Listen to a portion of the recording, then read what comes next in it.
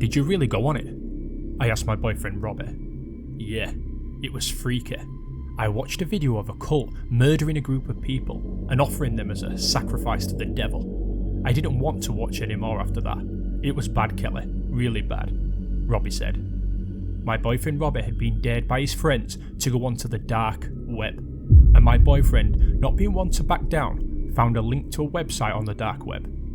He said the website had multiple links on it, and he clicked a random one, which unfortunately was the cult video. At school that day, everyone was talking about Robbie's day. As me and my best friend Charlotte were walking to class, I told her what Robbie told me. After I told her, she said, "Why would someone even want to see that stuff? It's disgusting." Yeah, I wouldn't, that's for sure. At lunch, I told everyone else what Robbie had told me, as they listened in awe. After I finished, my friend, Lisa, said, "Guys, one of us should go on the dark web." We looked at her like she was crazy. Then my friend started agreeing with her. "Can't let the boys have one over us," Monica said. As they all began talking, I didn't say much, but I noticed that Charlotte hadn't said a single word at lunch. She's probably freaked out about it like I am, I thought. My friends noticed I was looking at Charlotte. Then after a moment, they all pointed their fingers at her and said, "Charlotte, you should go onto the website." Charlotte looked stunned. She wasn't able to speak for a moment before she said, "Heck no, I'm not trying to see people being tortured or killed." "Come on, Charlotte, do it, do it, do it," my friends all started chanting. I could see Charlotte turning red, and everyone started to stare, and not surprisingly, they all joined in on the chant. Finally, after another minute's chant, Charlotte screamed, "Okay, fine, I'll go on that stupid website." My friends and everyone all started to cheer as I saw Charlotte looking at me, white as a ghost. The bell then rang, and before we all started heading to class, my friends told me to give the link to Charlotte and FaceTime her so she could prove she actually went on the website. "How about I just go over to a house?" I suggested. They agreed, and I told Charlotte I would come over around 5. We were already talking about hanging out that day, and I knew she would need someone there with her to help her with whatever she was going to see on the dark web. Charlotte was a very sensitive girl, and I knew she probably wouldn't even be able to turn on a computer without someone there with her. The rest of the school was pretty normal after that, and after school, I headed home, got some homework done before I told my parents I was heading over to Charlotte's house. Charlotte only lived 10 minutes away from me, so the walk to her house was pretty short. It was starting to get dark when I left, so I walked quickly over to her house. After arriving, I checked the time, which was 4:58 PM.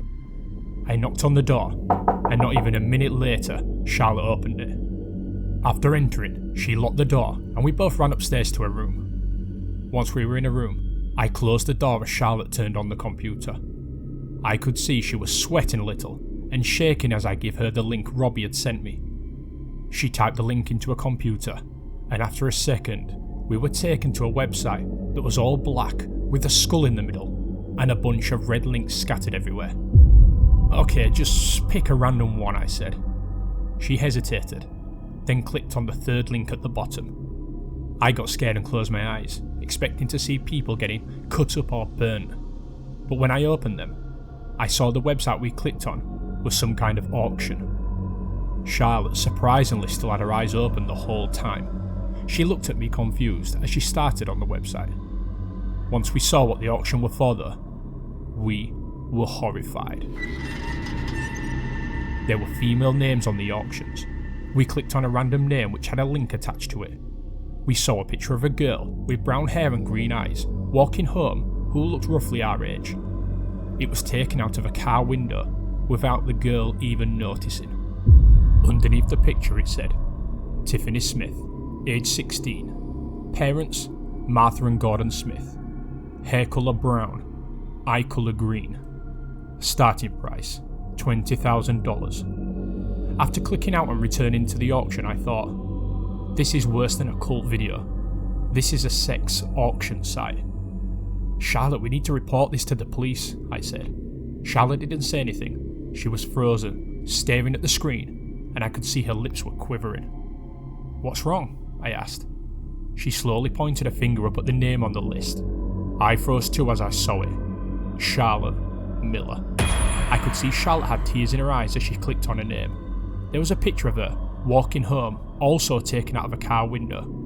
It said underneath, Charlotte Miller, age 16, high school, Spring Hill High, parents, Cindy and Harry Miller, hair colour blonde, eye colour brown, starting price, $60,000. We were silent after reading everything. Then Charlotte gave out a loud and terrified scream as she started sobbing on the floor.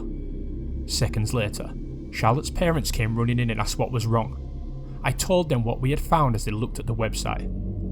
Charlotte's dad called the police after looking at it, and they arrived a couple of minutes later.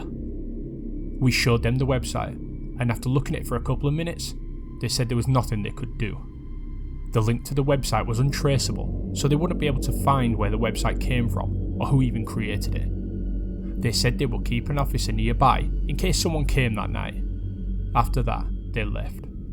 I stayed over at Charlotte's for the night because she wanted me there with her. We didn't get much sleep. Charlotte was shaking while she slept, and I couldn't get that website out of my head. Is my name on that list? Would they come for me if it was? How did they get all of Charlotte's information? Are they going to come after her? At school, the next day, we told our friends what happened. They were shocked at what we told them, and they apologised to Charlotte for making her go on the website. We all decided it would be a good idea to hang out at the mall later, to get the website off our minds. We agreed to meet at the mall at 4 later that day. After school, Charlotte asked me if she could walk home with me, but I already was planning on walking home with Robbie once he finished his basketball practice. Charlotte got worried after I told her I couldn't, but I told her she was going to be fine. No one will do anything in the day, okay? You'll be safe, I promise, I assured her. The idea calmed Charlotte down, and I hugged her and told her we would meet at the mall and have a great time with everyone. Robbie walked home with me about an hour later, and I changed my clothes, put some makeup on, and headed to the mall. After parking and locking my car, I headed to the entrance where all my friends was waiting for me. I noticed once I saw them that Charlotte wasn't there. "Hey, Charlotte here yet?" I asked them. They said they hadn't seen or heard from her. I panicked a little and tried calling her, but it went straight to voicemail. I tried again and again, but she never answered. I started freaking out, thinking something had happened to her. I called her parents, and they said they thought Charlotte was with us. I told them she wasn't, and they started to panic as well. My friends tried to get me to calm down, but I couldn't. I knew I should have walked home with her. If I had, this wouldn't have happened.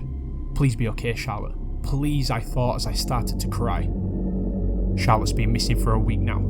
Her parents called the police shortly after I called them. The police tried searching, but they couldn't find anything. No hints or clues to what happened to her. I blame myself for everything. Everyone told me it wasn't my fault, but I knew it was.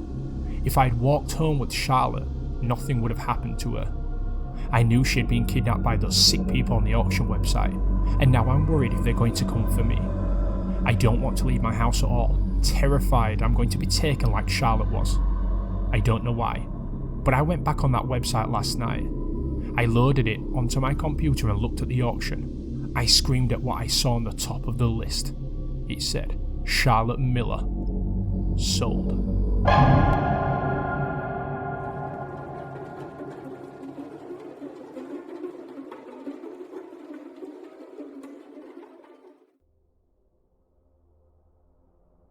My name is Jeremy, and I go to Coal Lake Middle School. We have a program here for kids who fall behind on schoolwork. They stay after school and get help from the after-school teacher, Mr. Pilgrim. I'm in 8th grade. Our town isn't very big, probably 5,000 people in total. There has been a rumour floating around the town about Mr. Pilgrim acting very suspicious. Mr. Pilgrim is about 35 years old. He doesn't have a wife or kids. He lives alone at the edge of Coal Lake. Nobody really sees him that much, except for school. He spends a lot of time around children. The adults say he's just a caring, loving man who loves kids and wishes he had some. But they don't see what goes on inside the school. I always catch him just staring at a student for noticeable periods of time. There have been multiple people from Coal Lake Middle School who have gone missing this school year. The suspicious thing is, they were last seen staying after school in the program. The police have talked to Mr. Pilgrim, but he remains innocent. His story is solid enough for the cops to believe. He swears up and down that he helped the children and they left for home around 4:30 PM. The only problem with me is that's the last time they were seen by anyone. I'm not sure if I'm just being paranoid or if there's something going on with Mr. Pilgrim, but I will find out. It's the next day, September 25th. I made up a plan to try and find out what actually happens to the kids after school. I will get put in the program and find out what happens. I will keep track of the events in my journal. If I do find something, this will be evidence. I have Mr. Pilgrim for science class in the 3rd period.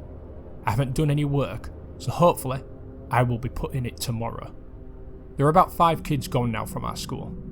I'm not sure how many people feel this way, but I have a feeling it involves Mr. Pilgrim. I will also stay after school today to watch Mr. Pilgrim's classroom. It is in the back of the school, and he has a window. Nobody really goes to the backyard of the school, so it's a perfect place for me to find out what is happening. I will write again once school is over. School is out now, and I ran around back when nobody was looking. It's 3:35, and the after-school program has started. The blinds are open in Mr. Pilgrim's room. His window is too. I can hear everything that is happening. He's helping about 3 kids, 2 boys and 1 girl. One of the boys just got done with his assignments, and Mr. Pilgrim is escorting him to the front door of the school. I thought now would be a good time to start recording with my phone. I started the audio, recording on my phone and placed it inside of the windowsill. I quickly ran back to where I was watching from. Mr. Pilgrim came back into the classroom and shut the door. The door wasn't shut before. He started getting closer to the boy as he helped him. His chest ended up pressing against the boy's back. The girl asked Mr. Pilgrim a question, and he stopped hovering over the boy. He made his way across the classroom to the girl and began hovering over her. She seemed not as uncomfortable as the boy was, but still noticeable. She got help, and he made his way back over to the boy again. The girl called again from across the room and stated she was done with her assignments. He didn't escort her out. He just said, "Have a good day." The girl opened the door and walked out. After that, the door closed. Mr. Pilgrim walked over and locked the door. The boy said something, but I couldn't tell what. He was too quiet. Mr. Pilgrim turned around, and a grin spread across his face. He said something, but he was too quiet as well. He slowly approached the boy. The boy began to quiver as he got closer. The boy said something else as Mr. Pilgrim started rubbing his shoulders. The boy tried to get up, saying louder that he was done with the assignment. Mr. Pilgrim sat him back down. The boy had a tear stream down his face. I snuck up to the window and grabbed my phone. I think I made a noise because Mr. Pilgrim stopped whispering. I quickly panned the camera up to catch Mr. Pilgrim in the act. He was glaring at the phone. His evil grin had turned into an angered frown. I grabbed my journal and my phone and I ran. He didn't see me, but he saw a phone recording him. I made it onto the street and kept running. I ran straight to the police station and showed them the recording. The audio of it was very disturbing. They immediately went to the school, and what I heard next was on the news the following day. Missing children found at Glenn Pilgrim's house. All 6 missing children recovered after a brave young student came to the police with a recording of Pilgrim and a boy in a classroom. The boy crying in the video was a 7th grade student who stayed after school to get help on missing work. The police went to the school after seeing said recording to find Mr. Pilgrim and the boy missing. The school was searched for 3 hours before a team of officers stormed Pilgrim's house. 6 children were found in the basement. A computer and a camera was also set up, filming the room the children were in. The computer was checked, and the police found out Pilgrim was trying to sell the children online using the dark web.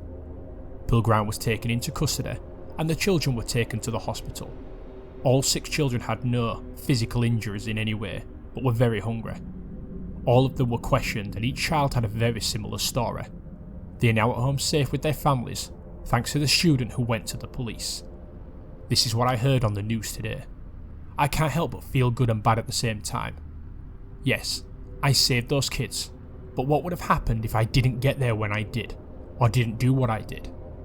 The children could have probably been sold like property, to someone far, far much worse. The after-school programme was cancelled today, and we all had an assembly about the events. 5 more children confessed that Mr. Pilgrime made them very uncomfortable. I'm just glad to see him in jail now. I just can't stop thinking about what would have happened. What would have happened if I didn't step in?